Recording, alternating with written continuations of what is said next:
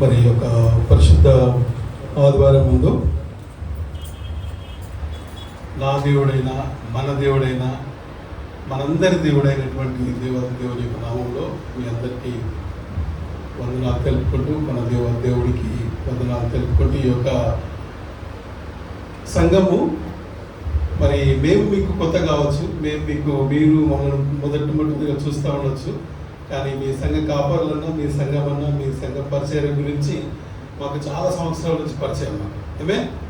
మాకు చాలా సంవత్సరాల నుంచి మీ సంఘం గురించి, మీ సంఘంలో జరుగుతున్నటువంటి పరిచర్య గురించి, మరి సంఘ కాపరులు ఇక్కడ చేస్తున్నటువంటి పరిచర్య, వారి యొక్క సాక్ష్యం గురించి మేము చాలా సంవత్సరాలుగా మరి దేవుని నామంలో ఎంతగానో ఆనందిస్తూ ఉన్నాం. ఇక్కడ జరుగుతున్నటువంటి పరిచర్యను బట్టి మంచి ఆరాధన, మంచి సంఘ కాపరుల మధ్యలో దేవుడు వీళ్ళను ఈ విధంగా తన లోపట, తన వాక్యంలో, తన మార్గంలో వీళ్ళను తన యొక్క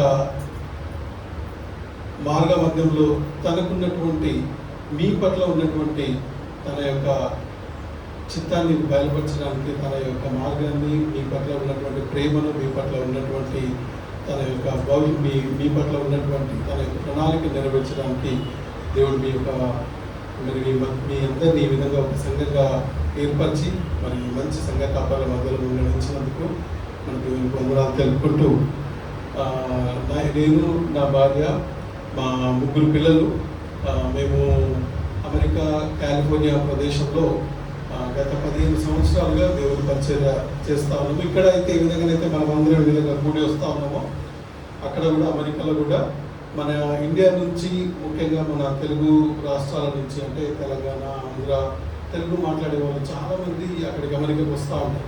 అక్కడికి వచ్చిన వాళ్ళందరూ కూడా ఈ విధంగా కలుసుకొని మేము కూడా అక్కడ సంఘంగా కూడి మరి ఈ విధంగా ప్రతి ఆదివారము సంఘ పరిచర్యలో మరి తెలుగులో పాటలు పాడుకుంటూ మంచి వాక్యాన్ని, మంచి సాక్ష్యాలను, మంచి దేవుడి యొక్క మార్గంలో ఎదగడానికి ఒక సంఘంగా దేవుడు మాకున్నటువంటి ఆ యొక్క పరిస్థితులలో దేవుడు మాకు సహాయం చేస్తూ వస్తూ ఉన్నాడు. మరి మా సంఘం నుంచి మీ అందరికీ మరి వందనాలు తెలుపుకుంటూ, మరి అవకాశం ఇచ్చినటువంటి మన దేవుడికి, మన సంఘ కాపరులకి, సంఘ పెద్దలకి మరి ఒకసారి వందనాలు తెలుపుకుంటూ, దేవుడితో నేను ఈ యొక్క నేను లాస్ట్ టైం వచ్చినప్పుడు కూడా మీ సంఘానికి ఇక్కడికి రావాల్సి ఉండే. మరి దేవుని చిత్తం ఆ రోజు మరి ఏ విధంగా ఉండేదో తెలియదు, అప్పుడు కుదరలేదు. బట్ ఈసారి మిమ్మల్ని కలవాలనేటువంటి ఉద్దేశంతో మరి ఎప్పుడైతే సంఘ కాపరులతో మాట్లాడుతూ ఉన్నప్పుడు మరి నేను చారి అన్న అని అంటాను. అండ్ మా సిస్టర్ ఎఫ్సవ సిస్టర్, వీళ్ళ సిస్టర్, వీళ్ళు చాలా సంవత్సరాల నుంచి మేము పరిచర్యలో వాళ్ళు చేస్తున్నటువంటి పరిచర్య గురించి మేము వింటూ చూస్తూ వస్తూ ఉన్నాం. ఒకసారి మేము అమెరికాలో ఉన్నప్పుడు ఒకసారి జూమ్ మీటింగ్లో కూడా, కోవిడ్ టైంలో అందరము జూమ్ మీటింగ్లో కూడా ఒక ప్రార్థన జరుపుకోవడానికి దేవుడు మాకు కృపను అనుగ్రహించడం జరిగింది. అయితే ఈరోజు దేవుని యొక్క వాక్యాన్ని నేను మీ మధ్యలో పంచుకోవడానికి దేవుడు ఇచ్చినటువంటి అవకాశాన్ని బట్టి నేను దేవుని సన్నిధిలో నేను మొదలుపెడుతూ ఉన్నప్పుడు, దేవా మరి ఏ వాక్యం ద్వారా, ఏ ఉద్దేశంలో మీ యొక్క సంఘాన్ని పట్ల మీరు కలిగి ఉన్నారో నాకు బయలుపరచుకున్నప్పుడు నాకు చూపెట్టినటువంటి సందేశము, నాకు చూపెట్టినటువంటి వాక్యము మీ అందరితో, మనందరితో, నాతో, మనతో ఆయన యొక్క వాక్యం ద్వారా మనందరినీ తృప్తిపరిచి మరి యొక్క సంఘం నుంచి మనం తిరిగి వెళ్ళేటప్పుడు ఆయన యొక్క వాక్యం ద్వారా పరిశుద్ధాత్మతో మనం అందరం నింపబడి, బలపడి, దేవుడి యొక్క కృపా ఆశీర్వాదాలు పొందుకొని తిరిగి వెళ్ళాలని దేవుడు మనందరితో మాట్లాడు కాదు. ఆమేన్. అయితే అందరం ఒక్క నిమిషం కళ్ళు మూసుకున్నట్టయితే మన వాక్యం ద్వారా మనతో మన దేవుడిని అడుగుదాం. మరి ఏ వాక్యం ద్వారా అయితే దేవుడు మనతో మాట్లాడాలని ఇష్టపడతా ఉన్నాడో ఆ వాక్యం ద్వారా మనతో మాట్లాడినట్టుగా దేవుడి యొక్క సన్నిధిలో మనం కోరుకుంటాం. మహోన్నతుడా, కృపగల తండ్రి ప్రభా, మరి మీ యొక్క బిడ్డలను ప్రభా, మమ్మల్ని అందరినీ నా తండ్రి ప్రభా, మీ యొక్క పరిశుద్ధ ఆలయంలో నందున ప్రభా, ఈ యొక్క పరిశుద్ధ దినం నందున తండ్రి మీరు మమ్మల్ని ఏకపరిచిన తండ్రి ప్రభా, మీ యొక్క సన్నిధికి నా తండ్రి ప్రభా, మీ యొక్క ప్రోగ్రాం భోజనానికి నా తండ్రి ప్రభా, మీ యొక్క బలలోకి నా తండ్రి ప్రభా మమ్మల్ని ప్రభా ఆహ్వానిస్తున్నందుకు మీకు వేలాస్తుంది ప్రభా. అయోగ్యులకు నా తండ్రి ప్రభా, మనుషులకు నా తండ్రి ప్రభా ఎన్నో నా తండ్రి ప్రభా మరి మాకున్నటువంటి బలహీనతల నుంచి నా తండ్రి ప్రభా మీరు మమ్మల్ని క్షమించి, మమ్మల్ని ప్రేమించి నా తండ్రి ప్రభా మీరు మమ్మల్ని మీ యొక్క సన్నిధికి నా తండ్రి ప్రభా తీసుకొని వచ్చినందుకు మీకు వేలాస్తోత్రాలు. ఏ భారంతోనైతే నా తండ్రి ప్రభా, ఏ యొక్క సమస్యతోనైతే నా తండ్రి ప్రభా, ఏ యొక్క ఆలోచనతోనైతే నా తండ్రి ప్రభా, ఏ యొక్క దిగులతోనైతే నా తండ్రి ప్రభా మీ యొక్క సన్నిధికి వచ్చి ఉన్నామో నా తండ్రి ప్రభా, మీ యొక్క బిడ్డలు వచ్చినారో నా తండ్రి ప్రభా, ఆ యొక్క ప్రతి దిగులు, ఆ యొక్క ప్రతి సమస్య నా తండ్రి ప్రభా, ఆ యొక్క ప్రతి ఇబ్బంది నా తండ్రి ప్రభా మీ యొక్క పాదముల సన్నిధిలో నా తండ్రి ప్రభా, మీ యొక్క పాదాల చెంత నా తండ్రి ప్రభా వాటిని వదిలిపెట్టి ప్రభా మరి ప్రభా పిలిచేటువంటి ఆ యొక్క కృప ఐశ్వర్యంతో నా తండ్రి ప్రభా తిరిగి వెళ్ళినాను నా తండ్రి ప్రభా, మీరు మాతో మాట్లాడమని ఈ యొక్క ముందుల సమయం అంతట్లో ప్రభా మీ యొక్క కృపాక్షములు మీరు యొక్క వాక్యం ద్వారా మమ్మల్ని నింపమని అడుగుతూ మా ప్రవైనటువంటి యేసుక్రీస్తు నామములో అడిగి పొందుకుంటున్నాం నా తండ్రి. ఆమేన్. మనందరం ఒకసారి యేసు రక్తమే జయం చెప్తామా? యేసు రక్తమే, యేసు రక్తమే ప్రతి అంధకార ఆత్మ ఈ యొక్క రక్తంలో కడగబడును గాక. ఆమేన్. ఎటువంటి దుష్ట శక్తులు కానీ, ఎటువంటి దురాలోచనలు కానీ, ఎటువంటి ఆలోచనలు, ఎటువంటి ఇబ్బందులు, ఎటువంటి కష్టంతో వచ్చినా కూడా ఒక్క నిమిషం మనం అందరం గుర్తుపెట్టుకుందాం. ఏందామని అంటే మనం ఇప్పుడు ఎక్కడ ఉన్నాం? మనం అందరము దేవుని సన్నిధిలో. దేవునికి విజయం కాకుండా ఇంకెవరికైనా విజయం ఉంటుందా? మరి ఈ విజయంలో అందరము పాలుభాగస్తులమా కాదా? ఇప్పుడు కదా.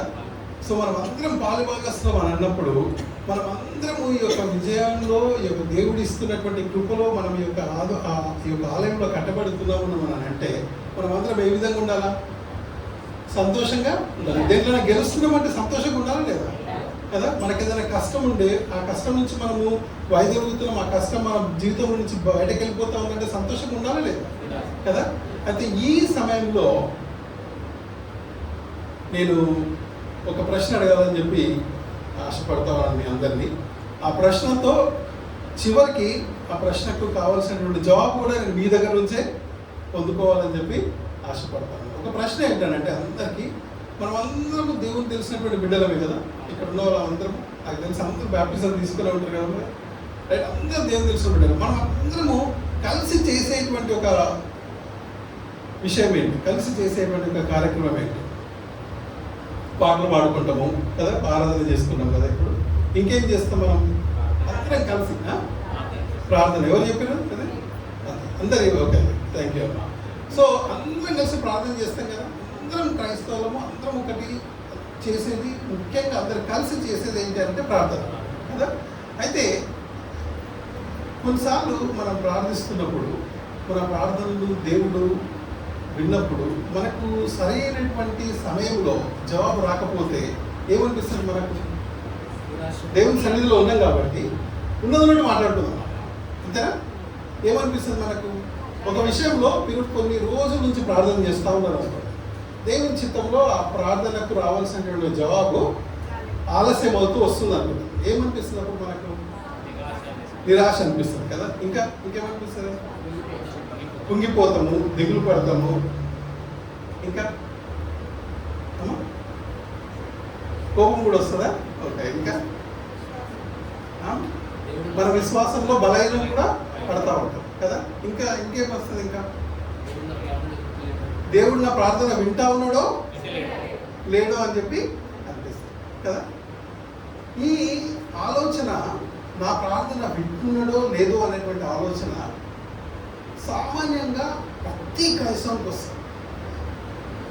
ఇక్కడ ఎల్లారెడ్డిలో ఉన్న మీకే కాదు, కాలిఫోర్నియాలో ఉన్నటువంటి అక్కడ ఉన్న సంఘానికే కాదు, అమెరికా ప్రెసిడెంట్కి కాదు, ప్రపంచంలో ఉన్నటువంటి ఏ క్రైస్తవునికైనా కూడా ప్రార్థించినప్పుడు ఆ ప్రార్థనకు రావాల్సినటువంటి జవాబు సరైనటువంటి సమయంలో రాకపోతే ఏమనిపిస్తుంది ఏంటి అని అంటే, దేవుడు నా ప్రార్థన వింటున్నాడా? మనందరం మన విశ్వాసమే కదా. మనందరం తెలుసు దేవుడు సజీవుడైనటువంటి దేవుడు, మన ప్రార్థన ఆలకించేటువంటి దేవుడు. మన దేవుడు రాయి కాదు, రప్ప కాదు, లేదంటే జీవం లేని దేవుడు కాదు. ఈ జీవాన్ని సృష్టించేటువంటి దేవుడు, సర్వలోకానికి సృష్టికర్త కదా. సో ప్రార్థన వినకపోవడానికి మన కారణాలు ఉంటాయా? మన పాపములు అడ్డంకం కూడా రావచ్చు. ఇంకేం అడ్డంకం రావచ్చు మన ప్రార్థనకి? ఇప్పుడు నాకు కష్టం ఉందమ్మా, నాకు ఒక బాధ ఉంది, ఓకే, నాకు ఒక అప్పు ఉంది, లేకపోతే నాకు ఆందోళన ఉంది, నాకు శాంతి లేదు, సమాధానం లేదు నా మనసులో. నేను ప్రార్థిస్తున్న దేవుణ్ణి, అమ్మగారు ప్రార్థిస్తూ ఉన్నారు, అయ్యగారు ప్రార్థిస్తూ ఉన్నారు, సంఘం ప్రార్థిస్తూ ఉంది. కొన్నిసార్లు నా ప్రార్థనకి జవాబు రావట్లేదు. ఇంకేం అడ్డంకి ఉండొచ్చు అప్పుడు?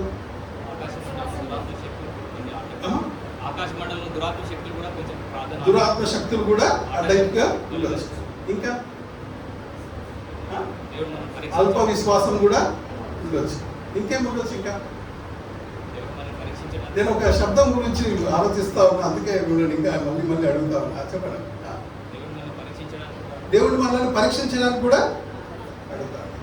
నేను ఒక భక్తుని మన గ్రంథంలో నుంచి మనకున్నటువంటి సాక్ష్యాలు దేవుడు ఎన్నో ఈ యొక్క బైబిల్ గ్రంథంలో, ప్రస్తుత గ్రంథంలో మనందరికీ దేవుడు అందుబాటులో ఉంచాడు కదా. మనకు రావాల్సినటువంటి జవాబుకి, మనకు రావాల్సినటువంటి మనకు వచ్చినటువంటి సమస్యకి మనం జవాబులు ఎక్కడి నుంచో వెతుక్కోవాల్సిన అవసరం లేదు. ఎక్కడి నుంచి వెతుక్కోవాలా? మనము ఇక్కడ నుంచే కదా. మనకి ఇంకా వేరే దగ్గర మనం ఎక్కడ వెతుక్కోవాల్సిన అవసరం లేదు. ఎక్కడో పోయి ఎంటికలు కొట్టించి మెట్లెక్కి ఇంకేదో చేసి పొరుగుదండాలు పెట్టి ఏం చేయాల్సిన అవసరం లేదు. ఎక్కడ వెతుక్కోవాలా? ఇక్కడనే వెతుక్కోవాలి. అయితే ఎక్కడైతే మనం వెతుక్కుంటున్నామో, ఏ బైబిల్లో ఉన్నటువంటి పరిశుద్ధ గ్రంథంలో ఉన్నటువంటి మరి అప్పుడు జరిగినటువంటి, లేకపోతే వారి పట్ల జరిగినటువంటి సాక్ష్యాలు ఈ రోజు వరకు కూడా ఆ సాక్ష్యాలు, అదే దేవుడు, అదే సాక్ష్యము, అదే విధంగా దేవుడి యొక్క కృప ఇప్పటి వరకు కూడా ఆ విధంగానే మన పట్ల జరుగుతూ వస్తాం. అయితే ఈ పరిశుద్ధ గ్రంథంలో ఉన్నటువంటి దేవుడు, మనకున్న దేవుడు రెండు వేరు దేవుళ్ళు, ఒకటే దేవుడు కదా. మరి పరిశుద్ధంలో ఉన్న గ్రంథంలో ఉన్నటువంటి ఎంతో మంది భక్తులకు జరిగినటువంటి విషయాలు ఏవైతే ఉన్నాయో ఆ విషయాలు మన పట్ల కూడా జరుగుతాయి కదా. అయితే ఈ పరిశుద్ధ గ్రంథంలో ఒక ప్రార్థనా పరుడు తను ప్రార్థించినప్పుడు తనకు వచ్చినటువంటి జవాబు ఎందుకు చూద్దాం. అయితే ఆ జవాబు మనకు వస్తుందా లేదో మనం పరీక్షించుకోవాలి. రాకపోతే, ఆయనకు వచ్చినటువంటి జవాబు మనకు రాకపోతే ఏం చేయాలో కూడా ఈ యొక్క తన పట్ల జరిగినటువంటి ఏదైతే సాక్ష్యం ఉందో ఆ సాక్ష్యంతో మనం నేర్చుకోవాలో కూడా మనము చూద్దాం. అందరం కలిసి యెషయా గ్రంథము 38వ అధ్యాయము మొదటి వచనం చదువుదాం. మొదటి నుంచి కొన్ని వచనాలు చదువుదాము. యెషయా గ్రంథము 38 మొదటి వచనం నుంచి కొన్ని వచనాలు చదువుదాం.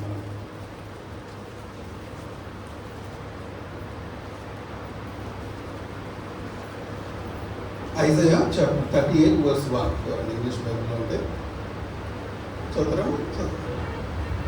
యెషయా 38 నుంచి. ఆ దినములలో హిజ్కియాకు మరణకరమైన రోగము కలుగగా ప్రవక్తయు ఆమోజు కుమారుడునైన యెషయా అతని యొద్దకు వచ్చి, నీవు మరణమవుచున్నావు, బ్రతుకవు గనుక నీవు నీ ఇల్లు చక్కబెట్టుకొనమని యెహోవా సెలవిచ్చుచున్నాడని చెప్పగా. అక్కడ మనందరికీ తెలిసినటువంటి సన్నివేశం ఇది. నేను క్లుప్తంగా మళ్ళీ ఒకసారి మనందరికి గుర్తు చేస్తాను. ఎంతమందికి హిజ్కియా రాజు గురించి తెలుసు? ఇక్కడ అందరికీ తెలుసు కదా. హిజ్కియా రాజు తను చేసినటువంటి ఒక ప్రార్థన గురించి ఈ యొక్క కొన్ని వచనాలు మనము చూద్దాం. అక్కడ ఆ మొదటి వచనం ఏమంటా ఉన్నాడు అని అంటే, ఆ దినములలో హిజ్కియాకు మరణకరమైన రోగము కలుగగా. ఎటువంటి రోగం అంట?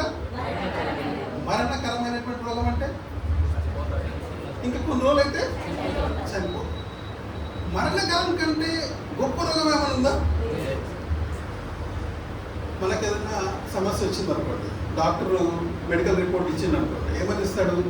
అమ్మ, నువ్వు ఈ టాబ్లెట్లు వాడాలా, లేకపోతే ఈ ఆపరేషన్ చేయాలా, లేకపోతే ఈ ప్రొసీజర్ చేయాలా, లేకపోతే ఈ మెడిసిన్ తీసుకుంటే నీకు ఇటు జరుగుతుంది. మరణకరము అని చెప్పి అని అంటే ఆయన ఇంకేమైనా మెడిసిన్ ఇస్తాడు? ఆ డాక్టర్ ఇంకేమైనా ఇచ్చినా కూడా ఏమంటారు డాక్టర్లు? ఇంకా ఉపయోగం లేదమ్మా కదా అంటారు. అయితే ఇక్కడ ఒక రాజుకి తనకేం ఏ సమస్య వచ్చిందంటే తనకి మరణకరమైనటువంటి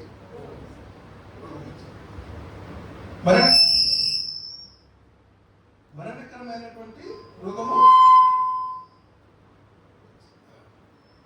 కదా. అయితే ఆ మరణకరమైనటువంటి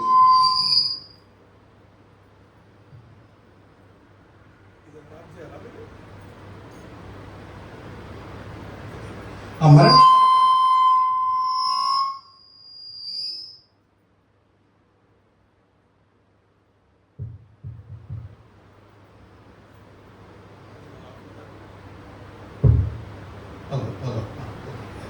అయితే తనకు వచ్చినటువంటి దాని గురించి మర్చిపోదు ఒక్క నిమిషము, మళ్ళీ దేవుని యొక్క వాక్యంలో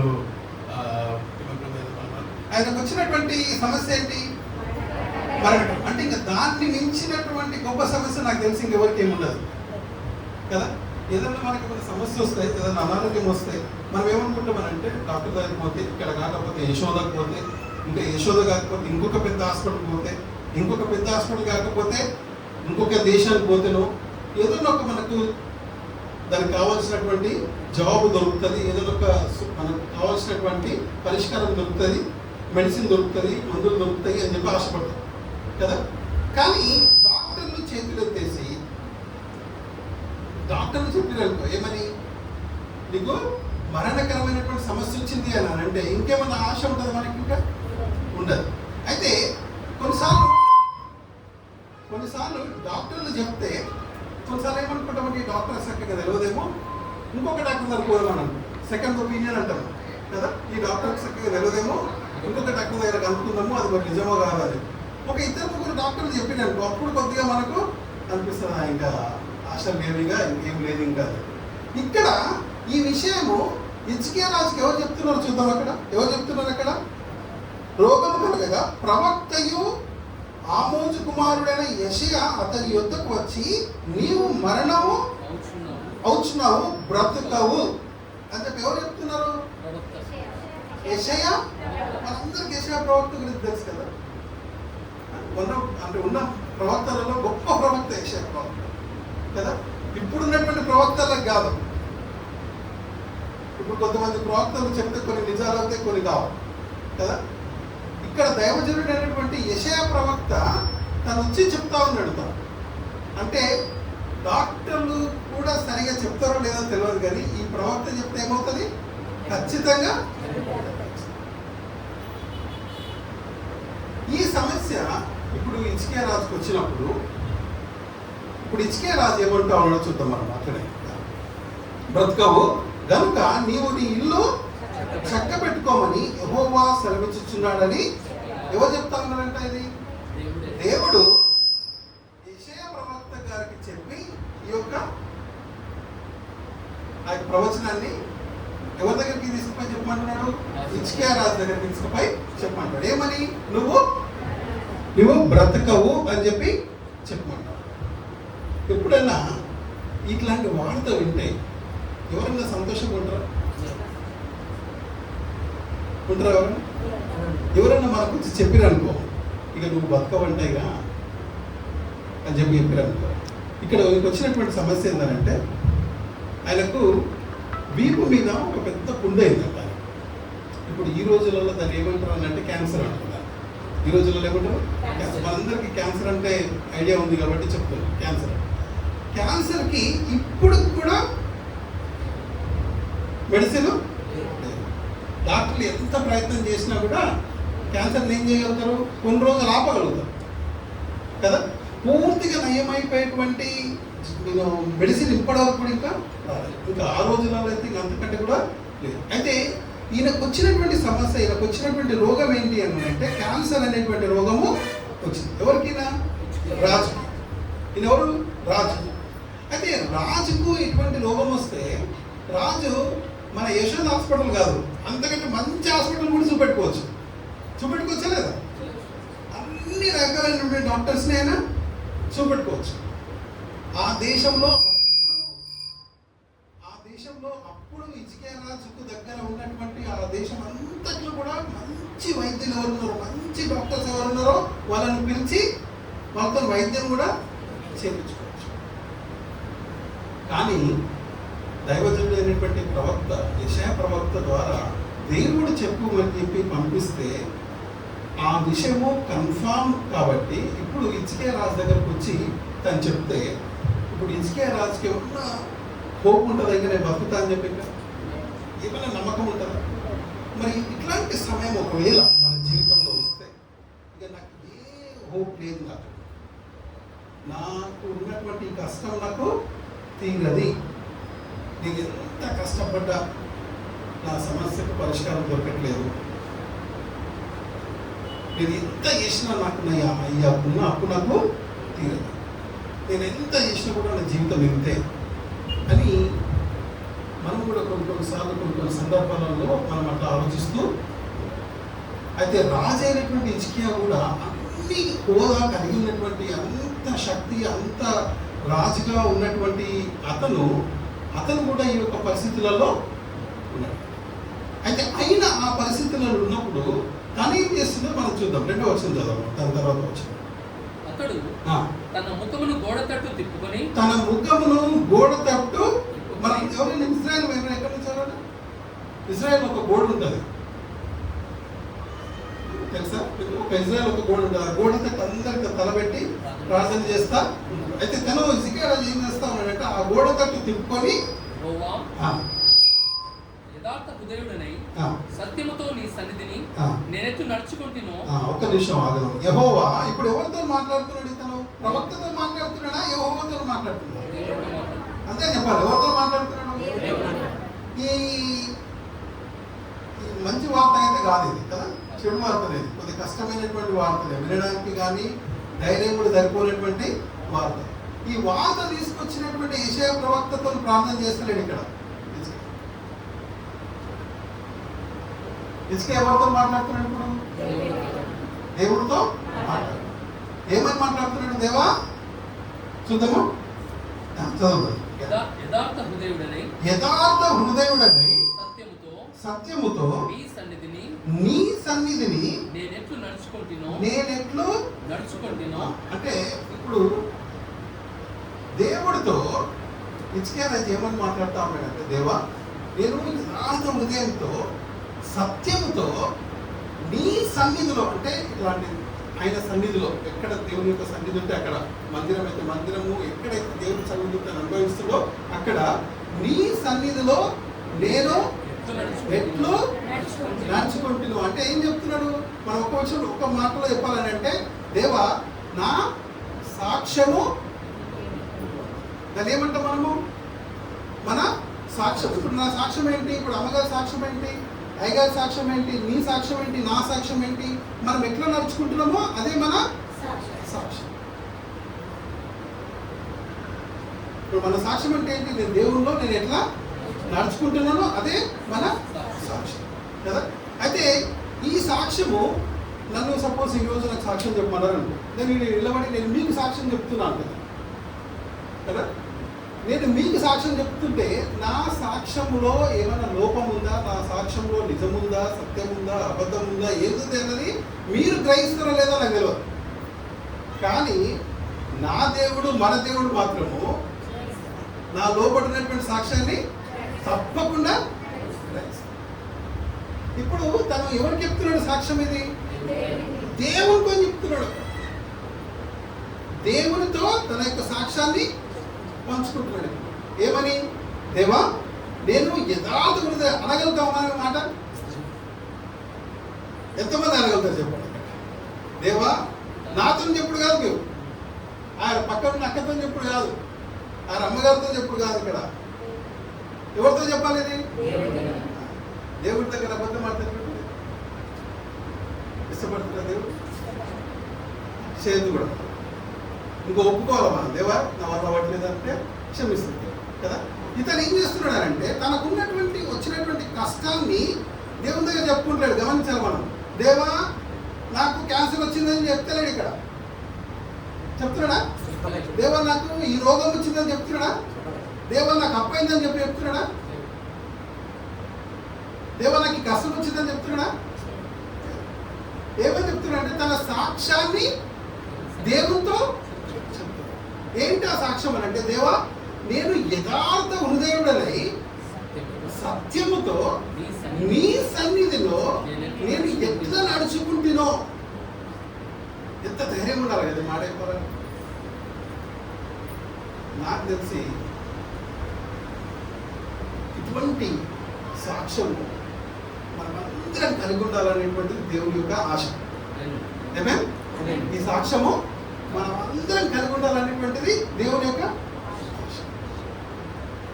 అయితే ఈ సాక్ష్యము దేవునితో పంచుకుంటుండగా తాను ఎట్లు నడుచుకుంటునో నీ దృష్టికి అనుకూలముగా సమస్తము నేను ఎట్లు జరిగించుతునో. ఇప్పుడు నెక్స్ట్ చదువు. కృపతో జ్ఞాపకం చేసుకొనుమని హిజ్కియా కన్నీళ్లు విడుచుచు యెహోవాను ప్రార్థింపగా. ఇప్పుడు ఈ ప్రార్థనలు ఎక్కడైనా ఆయన రోగం గురించి కానీ ఆయనకున్నటువంటి ఆ మరణకరమైనటువంటి వార్త, కన్ఫామ్ అయినటువంటి వార్త గురించి కానీ, దేవా నాకు ఇంకా ఆయుష్ అని చెప్పి కానీ, దేవా నన్ను ఎందుకు చంపేస్తున్నాను, నాకు ఎందుకు ఈ రోగము నాకు బాగు చేయట్లేదు, లేకపోతే నాకు ఎందుకు ఈ సమస్య తీసుకొచ్చినావు అని కానీ ఎక్కడ కూడా అడుగుతున్నట్టుగా, ఎక్కడ కూడా గోచారపడుతున్నట్టుగా అక్కడ. కానీ దేవునితో ఏమని ప్రార్థన చేస్తా ఉన్నాడు, దేవునితో ప్రార్థనలో ఏమని గుర్తు చేస్తా ఉన్నాడు దేవునికి అని అంటే, దేవా నేను యథార్థంగా నీకు అనుకూలంగా నీ సన్నిధిలో సమస్తము నేను ఎట్లా జరిగించినానో, నేను చేసిన ప్రతి పని కూడా, నేను ఇంతవరకు నడుచుకున్నటువంటి ప్రతి మార్గం కూడా, ఒకరు ముందు కానీ, ఒకరు చూడనప్పుడు కానీ, ఒకరు చూసినప్పుడు కానీ, నా కళ్ళతో కానీ, నా మనసుతో కానీ, నా చెవులతో కానీ, నా నోటితో కానీ, నేను ఏ విధంగానైతే నేను సాక్షిగా నీకు నిలబడ్డానో, దేవా నా సాక్ష్యాన్ని చూడదేవా. ఏమంటారు? దేవా నా సాక్ష్యాన్ని చూసి నీ కృపతో, ఆ ఒక్క మాట మనం చూడాలి. అక్కడ ఏమంటున్నాడంటే, అక్కడ నేను ఎట్లా జరిగించినానో నీ కృపతో జ్ఞాపకం చేసుకోమని. ఇవన్నీ చెప్పి ఏమంటున్నాడు అంటే, గర్వపడతలేడు. నేను బాగా చేసిన అని చెప్పి గర్వపడతలేడు. అక్కడ ఏమంటున్నాడు, దేవా నీ కృపతో నన్ను, ఎప్పుడైతే నీ కృపతో నన్ను జ్ఞాపకం చేసుకో అని చెప్పి, దాని తర్వాత వెంటనే తను కన్నీళ్లు విడిచిచు ప్రార్థించాడు. ఇప్పుడు ఒకసారి మనము పుట్టిగా ఊహించుకుందాం. ఇక్కడ యెషయా ప్రవక్త గారు వచ్చారు. ఎవరు వచ్చింది? యెషయా ప్రవక్త గారు వచ్చి ఒక సందేశాన్ని ఇక్కడ ఇచ్చారు.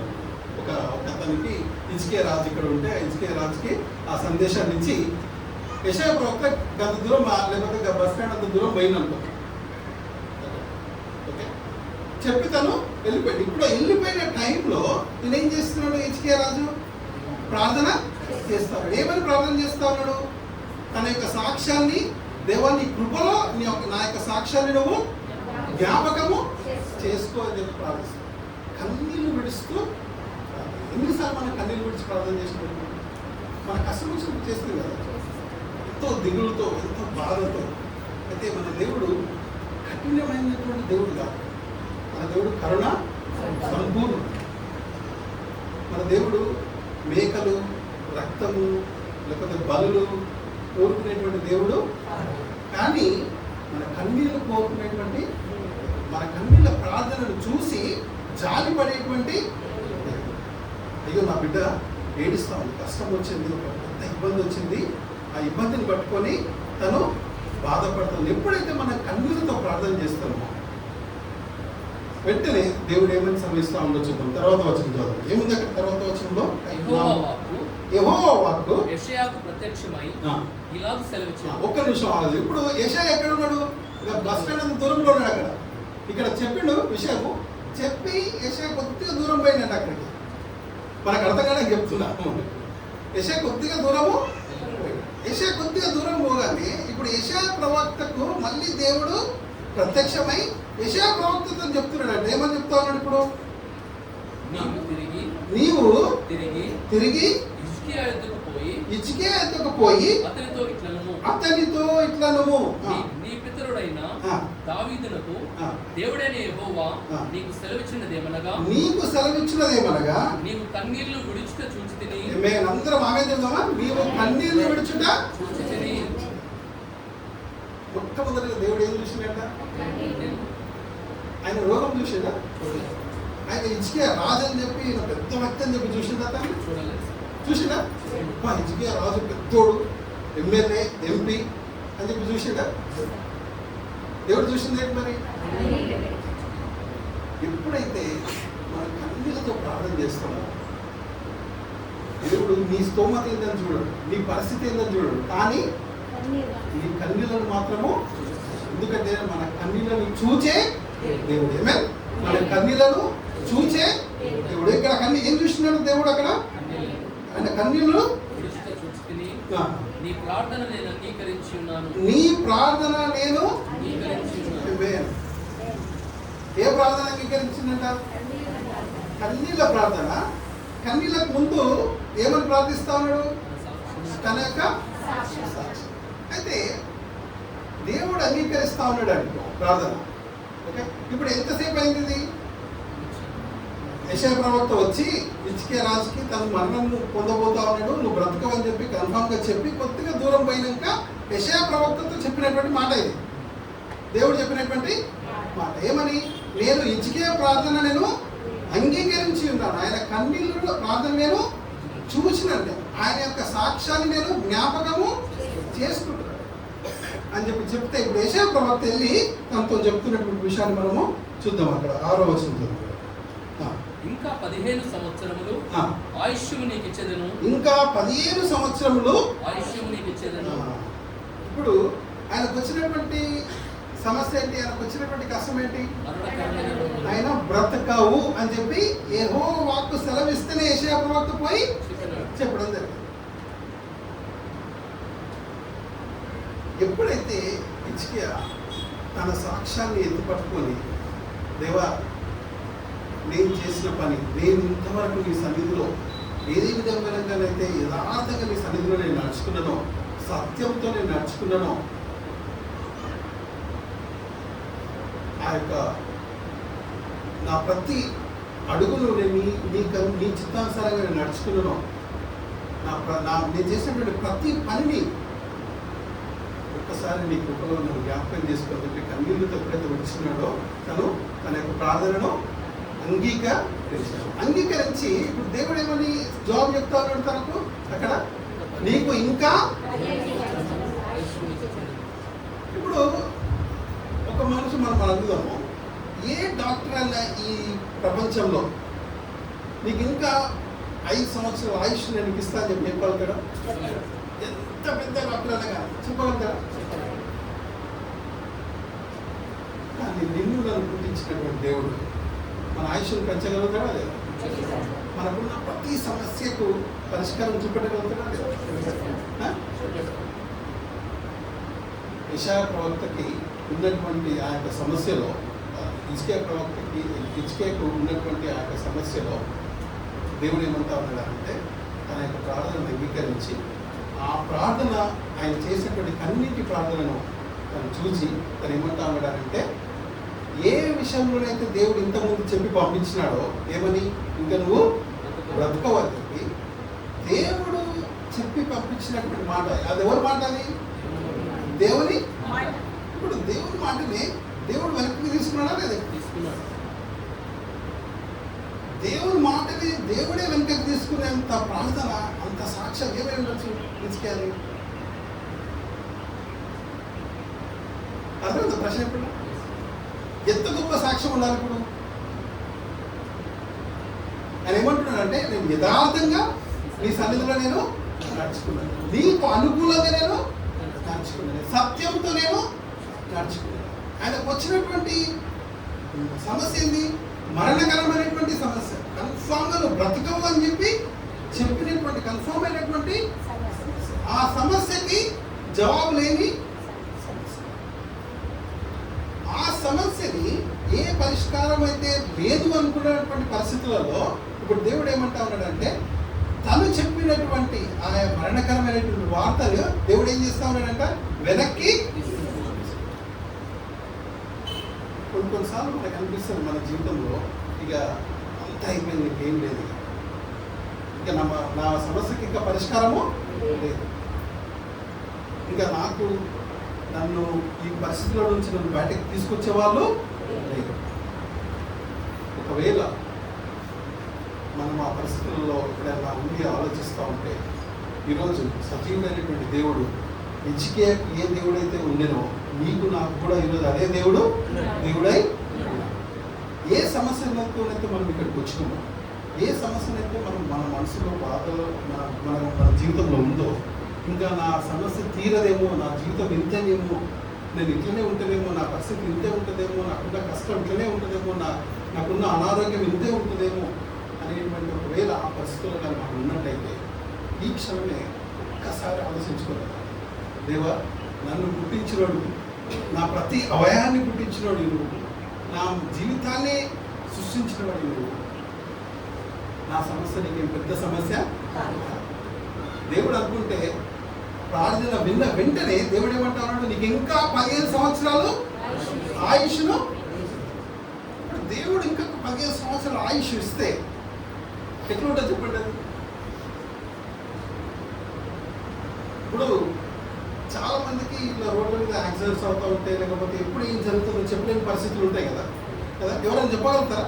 ఖచ్చితంగా నాకు రేపు ఏం కాదని ఎవరైనా చెప్పగలుగుతారా? కానీ ఇప్పుడు ఇసుకే చెప్పగలుగుతాడా లేదా? అందరూ చెప్పాలి. ఇసుకే చెప్పగలుగుతాడా లేదా? ఎందుకు? గ్యారంటీ. ఇసుకే ఆయనంతా ఆయన కూడా ఆయన ఏమైనా యాక్సిడెంట్ చేసుకున్నా కూడా ఆయనకు ఏమి కాదు. ఎందుకు? 15 సంవత్సరాలు ఇప్పుడు దేవుడు అయినంత ఆయన కాదు కదా. లోకంలో ఉన్న ఏ దురాశక్తి దుష్టశక్తులైన ఎంత ఆపదకరమైనటువంటి పరిస్థితి అయినా ఏమైనా చేయగలుగుతుందా ఇసుకాయని? ఇప్పుడు ఏ రోగమైన ఏమైనా చేయగలుగుతారా? ఆయన ఎవరైనా శత్రువులైనా ఏమైనా చేయగలుగుతారా? ఏ సమస్య అయినా ఇబ్బంది పెట్టగలుగుతుందా? దేవుడు ఆయుషిస్తే, దేవుడు ఆ ప్రవచనం ఇస్తే మన జీవితం పట్ల దేవుడు ఏమంటా ఉన్నాడంటే, ఉట్టి ఇచ్చికేకి కాదు, దేవుడు పక్షపాతి కాదు. ఒప్పుకుంటారా? అందరం ఒప్పుకుంటాం కదా. దేవుడు పక్షపాత కాదు. ఇజ్కియాను ఒక విధంగా ప్రేమించి, నిన్ను ఒక విధంగా ప్రేమించి, నన్ను ఒక విధంగా ప్రేమించి, అమ్మగారిని ఒక అట్లా ప్రేమించేటువంటి దేవుడు కాదు. మన దేవుడు పక్షపాతి. అయితే ఆ దేవుడే ఈరోజు నీతో నాతో ఏమని మాట్లాడుతూ ఉన్నాడంటే, నీ సాక్ష్యాన్ని నువ్వు ఎత్తి పట్టుకొని ఎప్పుడైతే దేవుని సన్నిధిలో నువ్వు ప్రార్థిస్తావో, ఎప్పుడైతే కన్నీటితో ఆయన సన్నిధిలో నువ్వు మోకాలు నుండి కన్నీటితో నువ్వు ప్రార్థిస్తావో, ఏమంటున్నాడంటే నీ కన్నీళ్ళని నేను. అయితే ఇప్పుడు ప్రశ్న ఏమొస్తుందంటే, ఇచ్చికే కన్నీళ్ళను చూసినటువంటి దేవుడు నా కన్నీళ్ళను చూడాలనంటే, ఇచ్చికేకున్న సాక్ష్యం ఏంది, నాకున్న సాక్ష్యం ఏందో మనం ఒకసారి చూసుకుంటే మనకు సమస్యకు పరిష్కారము దొరుకుతుంది. చూద్దాం. మనం అందరం కలిసి 2వ దినవృత్తాంతంలో చూద్దాం. అందరము 2వ దినవృత్తాంతంలో 29వ అధ్యాయము మొదటి నుంచి కొన్ని వచనాలు. 2 Chronicles 29 మొదటి నుంచి. 2వ దినవృత్తాంతంలో 29 మొదటి నుంచి. హిజ్కియా ఏలన ఆరంభించినప్పుడు, ఎప్పుడంటే హిజ్కియా బాగా అప్పులో ఉన్నప్పుడా కాదు, ఏలన ఆరంభించినప్పుడు ఆ రాజ్యానికి రాజుగా ఏలన ఆరంభించాడు. అంటే మొట్టమొదటిగా తను రాజుగా చెప్తాడు. హిజ్కియా ఏలన ఆరంభించినప్పుడు 25 ఏండ్ల వాడై. 25 ఏళ్ళ అంటే ఎంత? మంచి వయసులో ఉన్నప్పుడు కదా. ఇది 25 ఏళ్ళ వాడై 29 సంవత్సరములు యెరూషలేములో ఏలెను. ఎన్ని సంవత్సరాలు యెరూషలేములో రాజుగా ఉన్నాడంటే తను? 29 సంవత్సరాలు. అతని తల్లి జకరియా కుమార్తె, ఆమె పేరు అబియా. అతడు తన పితరుడకు దావీదు చర్య ఎంతటి ప్రకారము యెహోవా దృష్టికి యథార్థముగా ప్రవర్తించాడు. యెహోవా దృష్టికి అంటే ఏ విధంగా ప్రవర్తించిందంట? యథార్థంగా ప్రవర్తించాడు. ఏ విధంగా? చదవండి ఇంకా. అతడు తన ఏలుబడి యందు మొదటి సంవత్సరము మొదటి నెలను యెహోవా మందిరపు తలుపులను తెరిచి వాటిని బాగు చేసి యాజకులను లేవీయులను పిలువనంపి తూర్పుగానున్న రాజవీధిలో. ఇప్పుడు అక్కడ మనం గమనించాల్సిందంటే, హిజ్కియా రాజు 25 ఏళ్ళు ఉన్నప్పుడు ఆయన చేతిలోకి రాజ్యాధికారము వచ్చింది. 25 ఏళ్ళు ఉన్నప్పుడు అంటే కుర్రోళ్ళు అన్నట్టుగా మంచి యంగులో ఉన్నటువంటి మంచి యవ్వనంలో ఉన్నటువంటి వ్యక్తి. యవ్వనంలో ఉన్నటువంటి ఒక వ్యక్తి రాజుగా ఒక హోదా అందుకొచ్చుకున్నటువంటి ఒక రాజు, ఆయన మొట్టమొదటి సంవత్సరము మొట్టమొదటి నెల మొట్టమొదటి రోజు ఏం చేస్తున్నాడంట? దేవుని మందిరపు తలుపులను. అంటే ఏమైనా తలుపులు మూసి ఉన్నాయి. అంటే మందిరం మంచి పొజిషన్లో ఉందా? ఎందుకు ఇంతకుముందు ఆహారాలు చేసినటువంటి కార్యాలు ఇక అవన్నీ మనం చరిత్ర పోతే చాలా ఉంటుంది. మందిరము మంచి పొజిషన్లో లేదు. మందిరము మంచి పొజిషన్లో కాదు, మందిరానికి తలుపులు వేసి అంటే మందిరము క్లోజ్ అయిపోయింది. ఎవరి మందిరం అది? దేవుని. ఆయన మొట్టమొదటిగా రాజైనప్పుడు మంచిగా ఎంతో మంది రాజులు అంటే తెలుసు కదా, ద్రాక్షరసము, మందు, పార్టీలు చేయాలనుకుంటే ఏమైనా చేసుకోవచ్చు, చేయాలి కదా. మన అకౌంట్లోకి ఒకటేసారి ఒక 2 కోట్లు పడ్డాయనుకో, వస్తామా దేవుని మందిరం? దేవుని మందిరం తలుపులు తెరుస్తామా? అమ్మగారు పిలుస్తున్నా కూడా అమ్మ వస్తామా, మళ్ళీ వస్తాం అనుకుంటా ఏది 2 కోట్లు వస్తాయి. ఈయనకు రాజ్యం వచ్చింది, రాజుగా ఒక దేశానికి రాజుగా 25 ఏళ్ళప్పుడు, అంటే నేను నాకు తెలిసి ఇట్లా ఈ ఏజ్లో ఉండొచ్చు, చిన్న వయసు 25 ఏళ్ళంటే ఏమన్నా చేయాలనుకుంటే ఏమన్నా చేసుకోవచ్చు. ఆయన అడిగేటోళ్ళు కూడా ఎవరు? ఆయన తన మొట్టమొదటి యథార్థంగా సత్యంగా తన హృదయంలో నుంచి తన మొట్టమొదటి కార్యక్రమం ఏం చేస్తున్నాడంటే తన సాక్ష్యం ఏంటి? మొట్టమొదటి సంవత్సరము, మొట్టమొదటి నెల, మొట్టమొదటి రోజు ఆయన మొట్టమొదటిగా చేస్తా ఉంది ఏంటి అని అంటే దేవుని మందిరపు తలుపులు తెరచి వాటిని బాగు. ఇప్పుడు తన ఈ సాక్ష్యాన్ని తను ఎత్తుపట్టుకొని దేవుడిని ఏమని అడుగుతానంటే, దేవా మీ సంఘము మీ మందిరాన్ని నేను మొట్టమొదటిగా నేను బాగు. ఇప్పుడు ఈ హృదయం ఏమిటి? ఈ శరీరం ఏమిటి? దేవుని మందిరమా కాదా? మన హృదయము మన శరీరం అంతా కూడా దేవుని మందిరం, ఆలయం కదా.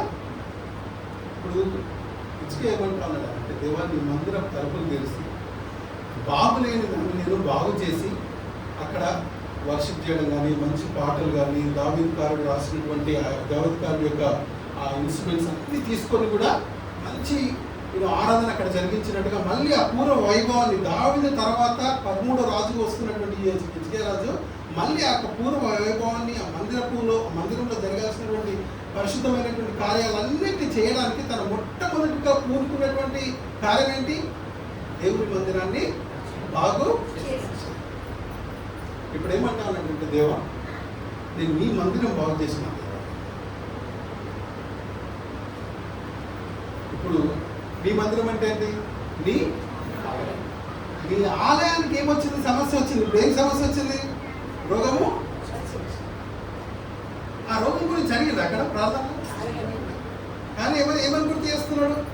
దేవా నేను మొట్టమొదటిగా నా జీవితంలో నాకు రాజ్యాధికారం వచ్చినప్పుడు నేను చేసినటువంటి పనిని ఈ రోజు వరకు నేను చేస్తూ వస్తున్నటువంటి పని ఏంటంటే, నీ ఆలయాన్ని నేను ప్రేమించిన, నీ ఆలయానికి రావడానికి నేను ఇష్టపడ్డాను, నీ ఆలయానికి చేయగలిగినటువంటి నాకు చేతనైనటువంటి ఏదైతే నేను బాగు చేయడానికి నేను చేయగలుగుతానో అది నేను చేస్తూ వస్తాను. దేవుడు ఏమంటా ఉన్నాడంటే, ఆయన పేరిట ఒక మంచి గ్లాస్ నీళ్ళు ఇచ్చినా కూడా ఆయన ఆ రుణము ఉంచుకోవాలి. అటువంటిది ఆయన మందిరాన్ని బాగు చేసినటువంటి హిజ్కియా ఎంత గొప్ప సమస్య వచ్చిందనంటే, ఆయన బ్రతకవు అన్నటువంటి ఆ యొక్క సమస్యకి దేవుడు ఏమంటా ఉన్నాడంటే, తాను నిర్ణయించినటువంటి యొక్క నిర్ణయాన్ని కూడా దేవుడు వెనుకకు తీసుకోవచ్చు. ఎంత గొప్ప సాక్ష్యం కదా. మరి ఏం చేసిండు ఆయన? మందిరం తెలిసి బాగు చేసిండు. మనం అందరం చేయగలుగుతామా లేదా? మన సాక్ష్యము మన జీవితంలో మనం నడుచుకునేటువంటి ప్రతి అడుగు ఏ విధంగా ఉండాలంటే, ఎన్నో మందిరాలు తలుపులు తెరవా. మన సాక్ష్యం ఎప్పుడు కూడా ఒక మందిరం తలుపులు వేసే విధంగా ఉండకూడదు. ఏమేన్? అది మనకు శాపం, అది మనకు వద్దు. మనకు కానీ మన సంతతి వారికి కానీ ఎవరికి కూడా అది మనం చేయగలిగిందల్లా ఏంటి అంటే, దేవా నాతో ఇంత చేతనవుతుంది, నేను ఇంత చేయగలుగుతాను, ఇక కార్పెట్ వేయగలుగుతాను, ఇక మైకి పెట్టగలుగుతాను, ఇది ఊడగలుగుతాను, లేకపోతే ఈ మందిరాన్ని శుభ్రం చేయగలుగుతాను, నీ మందిరము నేను నా ఆశ ఏంటంటే నీ మందిరాన్ని నేను ప్రేమిస్తాను. ఎప్పుడు చేయగలుగుతాం మనం ఆ పని? ప్రేమతోనే చేస్తాం. ఎప్పుడైతే ప్రేమ ఉంటుందో, ఎప్పుడైతే దేవుని పట్ల ఆసక్తి ఉంటుందో, దేవుని యొక్క మందిరం పట్ల ఆ యొక్క భయభక్తులు ఉంటాయో అప్పుడే మనము చేయగలం. హిజ్కియా రాజు ఇది చేస్తున్నప్పుడు హిజ్కియా రాజుకు నాకు ఈ రోగం వస్తుందని చెప్పి తెలియలేదు. ఈ తర్వాత ఎప్పుడో వచ్చినటువంటి సమస్య, ఇది 29 సంవత్సరాల తర్వాత వచ్చినటువంటి సమస్య. ఆ సమస్య వచ్చినప్పుడు తన యొక్క సాక్ష్యాన్ని ఎత్తిపట్టుకొని ఇంకా చదవండి ముందు. అతడు తన ఏలుబడి యందు మొదటి సంవత్సరము మొదటి నెలను యెహోవా మందిరపు తలుపులను తెరిచి వాటిని బాగు చేసి యాజకులను లేవీయులను పిలువనంపి తూర్పుగానున్న రాజవీధిలో వారిని సమకూర్చి వారికి ఇలాగు ఆజ్ఞయించెను, లేవీయులారా నా మాట ఆలకించుడి. ఇప్పుడు మిమ్ముని మీరు ప్రతిష్ఠించుకుని మీ పితరుల దేవుడైన యెహోవా మందిరమును ప్రతిష్ఠించి పరిశుద్ధ స్థలములో నుండి నిషిద్ధ వస్తువులన్నిటినీ బయటికి కొనుపోవుడి. అక్కడ ఏమంటున్నాడు? నిషిద్ధ వస్తువులన్నిటినీ బయటకి. అంటే అక్కడ ఏమున్నాయి? అక్కడ ఆలయంలో ఏమున్నాయి? అక్కడ నిషిద్ధమైనటువంటి వస్తువులు, అంటే విగ్రహారాధన, రకరకాలుగా నిషిద్ధం అన్నట్టుగా అక్కడ మనకంటే రాసిలేవు, కానీ చదివితే చాలా ఉంది నిషిద్ధమైన ఏంటి అని. ఏ ఆలయంలో ఉన్నాయి? దేవుని. ఈరోజు నీ హృదయము, నా హృదయము, నీ జీవితం, నా జీవితంలో ఇది దేవుని ఆలయం అన్నప్పుడు ఈ ఆలయంలో ఏవేవైతే నిషిద్ధమై ఉన్నాయో, ఏవేవైతే దేవునికి అంగీకారం లేని ఏవైతే ఉన్నాయో ఈ హృదయంలో, ఈ ఆలయంలో వాటిని ఏం చేయాలంటే మనము తీసి ఏమేమి ఉండొచ్చు దేవుని సన్నిధిలో ఒప్పుకుంటే మీకే. నా బిడ్డ వాళ్ళు వచ్చి నా సన్నిధిలో తన జీవితంలో తన హృదయంలో ఉన్నటువంటి నిషిద్ధమైనటువంటి వాటిని తీసేయడానికి ఇష్టపడ్డదన్నా కూడా చాలు దేవుడికి. దేవుడు చల్లటి చూపు వెంటనే నీ మీదకి వస్తాడు. ఎప్పుడు నువ్వు ఇష్టపడితే చాలు. దేవుడికి తెలుసు మన వల్ల కాదని చెప్పి. మనము మనుషులము, ఎన్నో రకాలైనటువంటి ఇబ్బందులు మనకు ఉంటాయి. మనం బొట్టు తీసేస్తే వాళ్ళేమనుకుంటారో, సంఘం పోతే వీళ్ళేమనుకుంటారో, ఎన్నో రకాలైనటువంటి సమస్యలు ఉంటాయి. మన సమస్యలు తెలియనటువంటి దేవుడేం కాదు.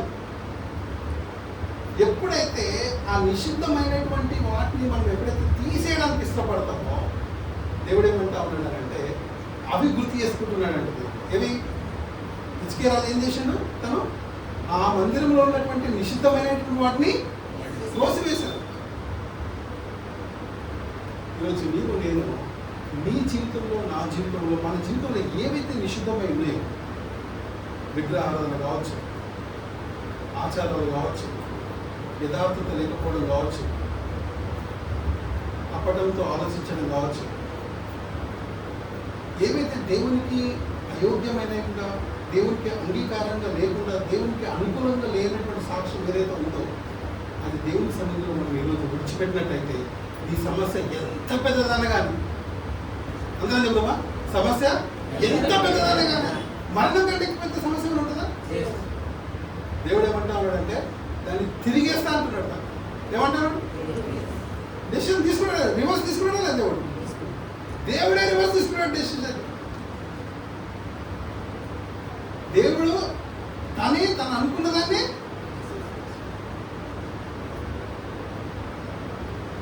అటువంటి సాక్ష్యము మనం కలిగినట్టయితే సమస్య ఎంత పెద్దదైనా, మరణకరమైనటువంటి భయంకరమైనటువంటి సమస్య అయినా కూడా దేవుడు ఏమంటాడంటే నీ సాక్ష్యం ద్వారా దేవుని యొక్క చల్లటి చూపులు మనము పొందుకోవచ్చు, దేవుని యొక్క కృపను మనము పొందుకోవచ్చు.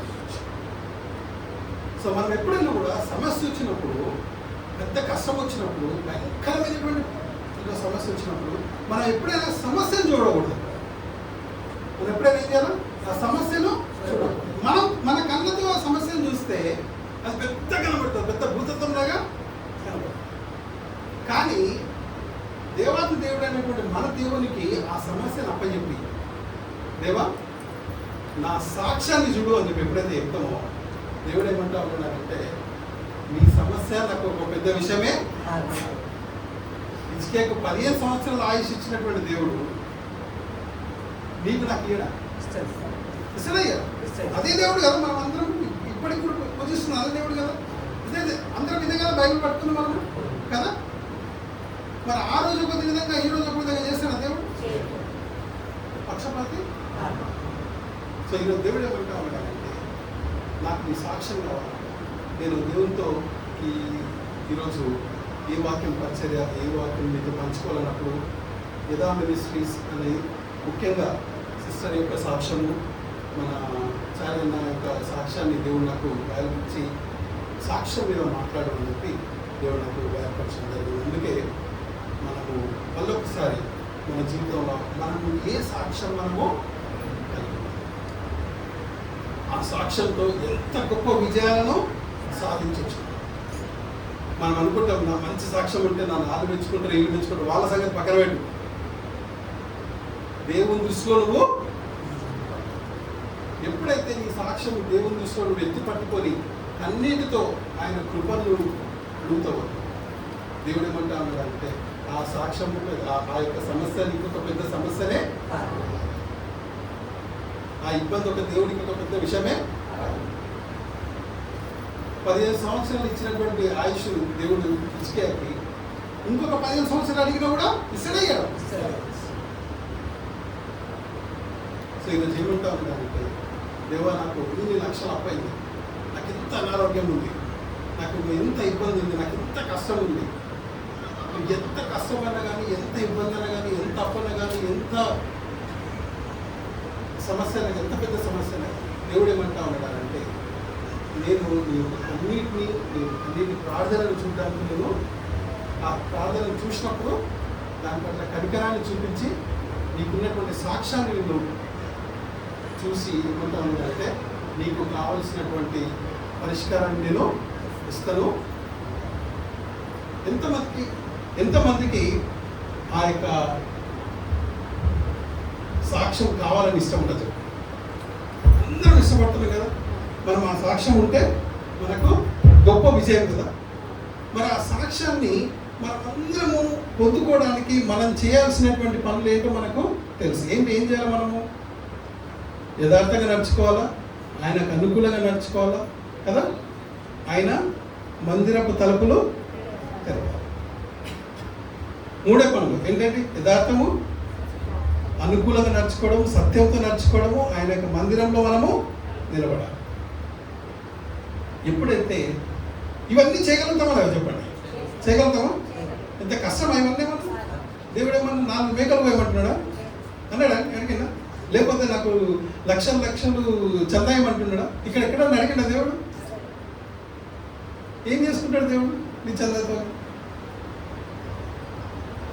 దేవుడు మన చందాలు లేకపోతే ఇంకా దేన్నో ఆశిస్తున్నాడు. దేవుడు నువ్వు మందిరాన్ని ప్రేమించి ఆ మందిర తలుపులు తెరిచి ఆ మందిరంలో నువ్వు ఉండడానికి నువ్వు ఎప్పుడైతే ఇష్టపడతావో, నువ్వు మందిరాన్ని ప్రేమించడానికి ఎప్పుడైతే నువ్వు ఇష్టపడతావో, దేవునితో నువ్వు యథార్థంగా జీవించడానికి, దేవునితో నువ్వు సత్యంగా జీవించడానికి నువ్వు ఎప్పుడైతే ఇష్టపడతావో, నీకు వచ్చినటువంటి సమస్య ఏ సమస్య దేవుడు ఏమంటున్నాడంటే, మనం గుర్తుపెట్టుకోవాలి, ఇక్కడ సమస్య రాదు అని చెప్పి చెప్పట్లేదు. దేవుడు ఏమంటున్నాడు? నీకు సమస్యలే రావు అని చెప్పి చెప్పట్లేదు. మనుషులం కాబట్టి ఈ శరీరంలో ఉన్న రోజులు ఏదో ఒక సమస్య వస్తూనే ఉంటుంది. కానీ ఆ సమస్య వచ్చినప్పుడు ఎంత పెద్ద సమస్య అయినా కానీ ఆ సమస్యను జయించడానికి దేవుని యొక్క కృపను, దేవుని యొక్క తన యొక్క చల్లటి చూపును మనం పొందుకోవడానికి దేవుడు ఏమంటా ఉన్నాడు అంటే, నాకు నీ అన్నిటి ప్రార్థన చూసినప్పుడు, నీ సాక్ష్యాన్ని నేను చూసినప్పుడు దేవుడు ఏమంటా ఉన్నాడు అంటే, తన యొక్క నిర్ణయాన్ని కూడా తను మార్చుకొని మన జీవితంలో కావలసినటువంటి మనకు ఆ పరిస్థితుల నుంచి మనల్ని బయటకు తీసుకురావడానికి దేవుడు ఏమైనా కూడా చేయడానికి. మరి మనం అందరము ఆ యొక్క సాక్ష్యాన్ని, అటువంటి సాక్ష్యాన్ని కలిగి ఉండడానికి ఏ విషయాలైతే మన జీవితంలో మన ప్రార్థనలకు అడ్డంకుగా వస్తూ ఉన్నాయో, ఇప్పుడు నేను ప్రార్థన చేస్తూ ఉన్నాను, మన ప్రశ్న ఏంటి? నేను ప్రార్థన చేస్తున్నా కానీ నాకు రావాల్సినటువంటి సమాధానము ఇక్కడ హిజ్కియాకి ఎంత త్వరగా వచ్చింది? తను యెషయా కొద్దిగా ముందుకు పోగానే జవాబు వచ్చేస్తుంది. నాకు కావాల్సినటువంటి జవాబు దేవుని దగ్గర నుంచి నాకు రావాలి అని మనం ఆశపడ్డట్టయితే, దేవా నాకున్నటువంటి ఈ యొక్క సమస్య పట్ల, నాకున్నటువంటి ఈ యొక్క బలహీనత పట్ల, నాకున్నటువంటి ఈ యొక్క కష్టం పట్ల నేను నీ సన్నిధికి వస్తూ ఉన్నాను. ఎప్పుడైతే మనం దేవుని యొక్క మందిరంలో ఆయన యొక్క తలుపులు తెరిచి, ఆయన యొక్క మందిరం తలుపులు తెరిచి మనం ఎప్పుడైతే ఆయన యొక్క సన్నిధిలో మనం కూర్చొని కన్నీటితో మనం ప్రార్థన చేస్తున్నాం, అప్పుడు దేవుడు ఏమంటా ఉన్నాడంటే తనకున్నటువంటి తన కృపలో మనల్ని గుర్తు చేసుకొని మనకున్నటువంటి సమస్యను తీసేయడానికి దేవుడు ఇష్టపడతాడు. మనం అందరము ఏదో ఒక సమస్య ద్వారా మనం బాధపడుతూ ఉంటాం. అయితే ఈ క్షణంలో ఈరోజు మనం అందరం యథార్థంగా దేవా మేము బలహీనతతో మాకున్నటువంటి బలహీనతలలో నీ సన్నిధికి వచ్చినాం దేవా, నాకున్నటువంటి సమస్యను నీ దగ్గరికి మేము తీసుకొని వచ్చినాం దేవా, నీ యొక్క మందిరాన్ని ప్రేమించి నీ మందిరం తలుపులు తెరిచి నీ యొక్క మందిరంలో మేము ఉండడానికి ఇష్టపడుతున్నాం దేవా అని మనం అందరం ఒక్కసారి మన సమస్యను ఎత్తిపెట్టుకొని దేవుని యొక్క సన్నిధిలో అడగదాం. ఏమే ఇతర మోకాలు ఉన్నట్టయితే దేవుని యొక్క సన్నిధిలో మన యొక్క ప్రతి సమస్య గురించి ఈ క్షణంలో దేవుని అడుగుదాం. దేవా, నాకున్న సమస్యను బట్టి నీ యొక్క సన్నిధికి వస్తున్నాను. నా తండ్రి, నీ యొక్క సన్నిధం, నీ యొక్క మందిరం తలుపులు తెరిచి నా హృదయంలో నీకు అంగీకారంగా లేని, నీకు అయోగ్యంగా ఉన్నటువంటి ఏ విషయమైనా సరే నీ యొక్క సన్నిధిలో నేను వదిలిపెట్టడానికి నేను ఇష్టపడుతున్నాను దేవా. నేను మనుషుల ముందు నేను సాక్ష్యానికి కాదు నా తండ్రి, నీ ఎదుట నా తండ్రి ప్రభా నేను సాక్ష్యం పొందుకోవడానికి యథార్థంగా నీ యొక్క సన్నిధికి నేను వస్తున్నాను నా తండ్రి. నాకున్న సమస్యను బట్టి నీ సన్నిధికి వస్తున్నాను నా తండ్రి. నువ్వు కరుణామయుడవు తండ్రి నా తండ్రి. హిజ్కియా రాజుకి మరణకరమైనటువంటి పరిస్థితుల నుంచి 15 సంవత్సరాలు ఆయుష్ ఇచ్చినటువంటి దేవుడు నా తండ్రి. నా సమస్య నీకు పెద్ద సమస్యనే కాదు నా తండ్రి. నాకు ఈ అప్పుది నాయన, నాకు ఈ ఆరోగ్య సమస్యలు నాయన, నా బిడ్డలకు నా కొంచెం బాధ్యత నాయన, నాకున్నటువంటి ఈ యొక్క కష్టంలో నుంచి నా తండ్రి నీ యొక్క చల్లటి చూపు నాపై ఉంచి నా తండ్రి, నీ యొక్క కరుణ, నీ యొక్క కృప, నీ యొక్క కటాక్షాన్ని నాపై ఉంచి నా తండ్రి. అందరం ఎలుగెత్తి దేవుని యొక్క సన్నిధిలో అడుగుదాం.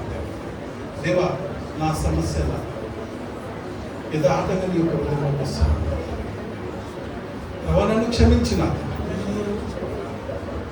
నా లోపల ఉన్నటువంటి అయోగ్యమైన ప్రతి విషయాన్ని ప్రభా నన్ను క్షమించిన ప్రభా, పాపిని నా తండ్రి ప్రభా, మీకు అయోగ్యంగా జీవిస్తున్నాను, మమ్మల్ని క్షమించండి. మా ప్రార్థనకు నా తండ్రి ప్రభా ఈ జిగేకి ఇచ్చినటువంటి జవాబు మాకు ఇవ్వకుండా అడుగుతున్నాం. మంచి సాక్ష్యాన్ని మేము పొందుకునేలాగా మా యొక్క జీవితాన్ని ప్రభావ మార్చమని అడుగుతున్నాం.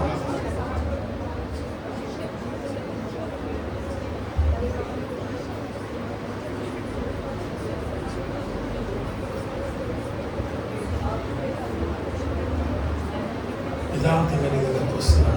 మా యొక్క హృదయపు తలుపులు తెరిచి నీ దగ్గరకు వస్తున్నాం. మా ప్రభావ మా హృదయంలో ఉన్నటువంటి ప్రతి అసహ్యకరమైనటువంటి విషయాన్ని బట్టి నీ దగ్గరకు వస్తున్నాం. చీకట్లో చేసినటువంటి కార్యాలను బట్టి మీ దగ్గరకు వస్తున్నాను. ఆలయం లాంటి మీ యొక్క శరీరాన్ని నా తండ్రి ప్రభా మేము ఎప్పుడైతే నా తండ్రి ప్రభా మీకు అభ్యంతరకరంగా నా తండ్రి ప్రభా మేము అయోగ్యకరంగా నా తండ్రి ప్రభా మా యొక్క శరీరాన్ని నా తండ్రి ప్రభా మేము హింసించుకుంటున్నాము నా తండ్రి ప్రభా, దురాత్మలకు అప్పగిపుతున్నాము నా తండ్రి ప్రభా, నన్ను క్షమించమని మీకు బాధ్యతను వస్తున్నాను. సజీవుడు అయినటువంటి దేవుడు నా తండ్రి ప్రభా, సర్వ సృష్టికి సృష్టికర్తవు నా తండ్రి ప్రభా నేను సన్నిధికి వస్తున్నాను నా తండ్రి ప్రభా. నా యొక్క సమస్యలను బట్టి నా తండ్రి ప్రభా మీ యొక్క కరుణ, మీ యొక్క కృపను చూపించమని అడుగుతున్నాను నా తండ్రి. మీ యొక్క మందిరంలో ఉండడానికి ఇష్టపడే బిడ్డలుగా మమ్మల్ని తీర్చిదిద్దడానికి మమ్మల్ని ఇష్టపడుతున్నాను.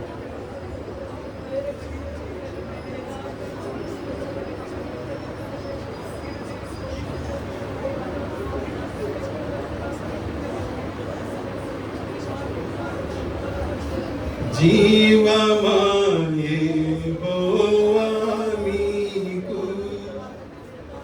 చేసిన మేలను మరువకు, నీవు చేసిన పాతకంబులను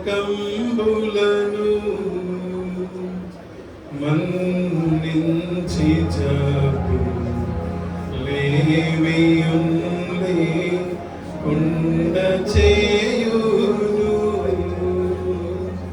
ఆ కారణము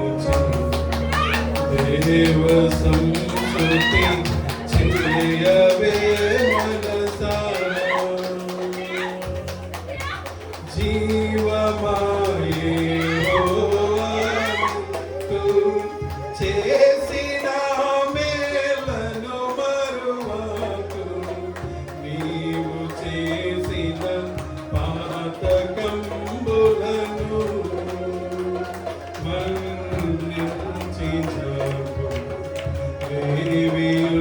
లేకుండ చేయును ఆకారము చేయి దేవ సంస్తుతి చేయవే మనసా. మౌనతుడా కృపగల తండ్రి మా ప్రభువా, నీకు వేలాది స్తోత్రాలు ప్రభా. మీ యొక్క సన్నిధిని మాతో పాటు ఉంచి నా తండ్రి ప్రభా, ప్రతి ఒక్క బిడ్డతో మీరు మాట్లాడుతున్నటువంటి మీ యొక్క కృపగా మీకు వేలాది స్తోత్రాలు ప్రభా. అల్పులం నా తండ్రి ప్రభా, మనుషులం నా తండ్రి ప్రభా, బలహీనులం నా తండ్రి ప్రభా, మీ సన్నిధికి వస్తున్నాం. మా యొక్క ప్రభా, మా యొక్క అయోగ్యతలను చూసి నా తండ్రి ప్రభా, మీ యొక్క ముఖం చాటేసుకోకుండా నా తండ్రి ప్రభా, మాపై కనికరం చూపించి నా తండ్రి ప్రభా, మీ యొక్క కృప, మీ యొక్క చల్లటి చూపు నా తండ్రి ప్రభా మాపై వచ్చి ప్రభా, మా యొక్క ప్రతి సమస్య నా తండ్రి ప్రభా మీ యొక్క పాదముల ముందు మేము సమర్పించుకొని నా తండ్రి ప్రభా, మీరు ఇచ్చేటువంటి ప్రభా, మీరు ఇచ్చేటువంటి యొక్క పరిష్కారంతో నా తండ్రి ప్రభా, గ్యారంటీ కలిగినటువంటి పరిష్కారంతో నా తండ్రి ప్రభా మేము తిరిగి వెళ్ళేటువంటి ఒక గొప్ప ఆధిక్యతను ప్రభా ఇక్కడ చేరి వచ్చినటువంటి ప్రతి బిడ్డకు నా తండ్రి ప్రభా, తను ఏ పరిస్థితిలో మీకు సన్నిధికి వచ్చిందో నా తండ్రి ప్రభా, ఏ కష్టంతో నా తండ్రి ప్రభా, ఏ ఇబ్బందితో నా తండ్రి ప్రభా, ఏ సమస్యలతో నా తండ్రి ప్రభా తన యొక్క సన్నిధికి వచ్చిందో నా తండ్రి ప్రభా, ఆ సమస్యను ఇప్పుడే నా తండ్రి ప్రభా, ఈ క్షణమే నా తండ్రి ప్రభా మీ యొక్క సన్నిధిలో నా తండ్రి ప్రభా విడిచిపెట్టి నా తండ్రి ప్రభా మీ యొక్క కృపా వైశాల్యంతో నా తండ్రి ప్రభా తను తిరిగి వెళ్ళిపోవాలి.